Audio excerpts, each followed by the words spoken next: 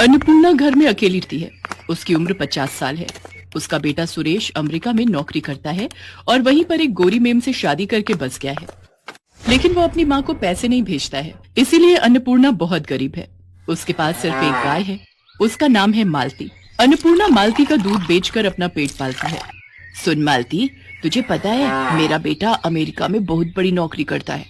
वो जब लौट कर आएगा तब देखना मेरे लिए कितना कुछ लाएगा। अन्नपूर्णा की आंखों में बहुत सारे सपने हैं अपने बेटे को लेकर, लेकिन सुरेश उसकी माँ को कभी याद भी नहीं करता। कुछ दिन बाद शाम को अन्नपूर्णा जब खाने का इंतजाम कर रही थी, तब अचानक से वहाँ सुरेश अपनी विलायती बहू के साथ आता है। माँ, मैं आ गया हूँ। अपने बेटे को देखकर अन्नपूर्णा खुशी से पागल हो जाती है। अरे बेटा, तू अचानक से कैसे आ गया? वो बात यह है कि मेरी नौकरी चली गई है। अच्छा, इसीलिए माँ की याद आ गई। अब ठीक है बेटा, कोई बात नहीं, कुछ दिन घर पर आराम कर। सुरेश की बीवी का नाम रोजी है। वो कहती है, क्या हम यहाँ रहेंगे सुरेश, इस छोटे से घर में? कितनी बदबू है यहाँ पर। हाँ बहू, वो मेरी गाय है ना मालती, उसी के गोबर से थोड़ी दुर्गंध फैलती है। तो निकाल दो उस गाय को। अरे ऐसे कैसे निकाल दूं, उसी से तो मेरा पेट चलता है।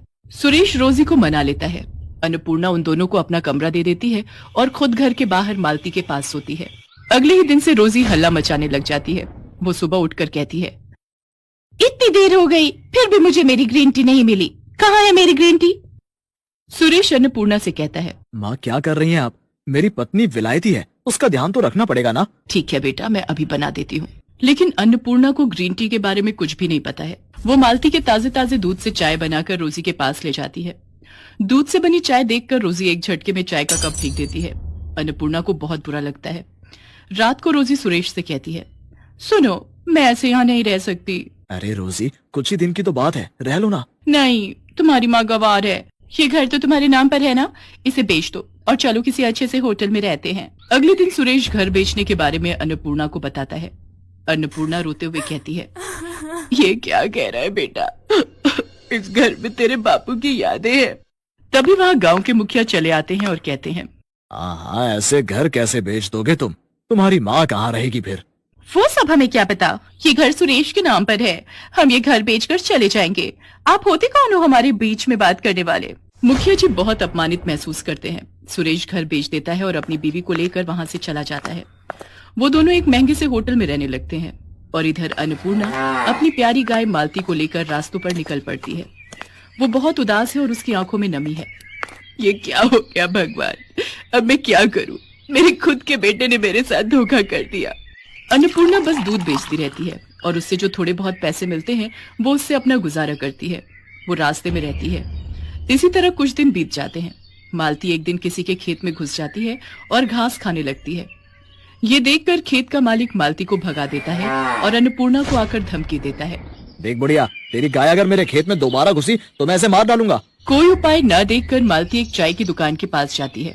वहाँ चाय के पत्तों का ढेर पड़ा हुआ था। मालती वही खाने लगती है।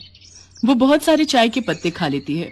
उसके बाद वाले दिन सुबह अन्नपूर्णा जब मालती से दूध निकालने जाती है तब एक चमत्कार हो जाता है। दूध के बदले चाय निकलने लगती है। अन्नपूर्णा चौंक जाती है। अरे ये क्या, मालती दूध नहीं चाय दे रही है? गजब हो गया, ये तो चमत्कार हो गया। कुछ ही देर में चारों तरफ ये खबर फैल जाती है और बहुत सारे लोग गाय से निकलने वाली चाय पीने के लिए लाइन में खड़े हो जाते हैं। अन्नपूर्णा एक कप चाय 10 रुपए में बेचती है। सब कुछ देखकर मालती के चेहरे पर भी मुस्कान आ जाती है। चारों तरफ हड़बड़ी मच जाती है। वाह, ये चाय तो कितनी स्वादिष्ट है, मुझे एक और कप दो। मुझे भी दो, इस बोतल में भी दो, मुझे घर ले जाना है। अन्नपूर्णा पूरा दिन चाय बेचती है। इस तरह एक दिन में वो हजारों रुपए कमा लेती है।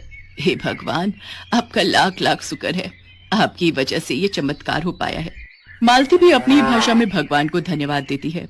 कुछ महीने ऐसे ही चाय बेचकर अन्नपूर्णा बहुत अमीर हो जाती है और वो रहने के लिए शहर में एक घर खरीद लेती है। चाय बेचने के लिए एक दुकान भी खरीद लेती है और घर के बाहर एक खुली जमीन भी खरीद लेती है ताकि मालती आराम से टहलते हुए घास खा सके। ऐसे ही खुशी खुशी दिन बीतने लगते हैं, लेकिन उस तरफ सुरेश को कोई नौकरी नहीं मिल पाती है। अब क्या होगा रोजी, मुझे नौकरी नहीं मिल रही है और घर बेचकर जो पैसे मिले थे वो भी खत्म होने को हैं।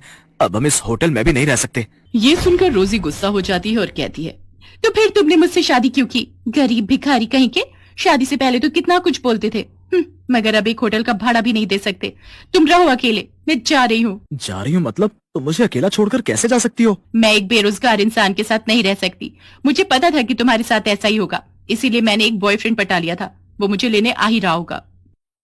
इतने में होटल के बाहर एक लड़का कार लेकर आता है और रोजी उसमें बैठकर चली जाती है। रोजी को खोकर सुरेश पागल सा हो जाता है। उसके सारे पैसे भी रोजी लेकर चली जाती है।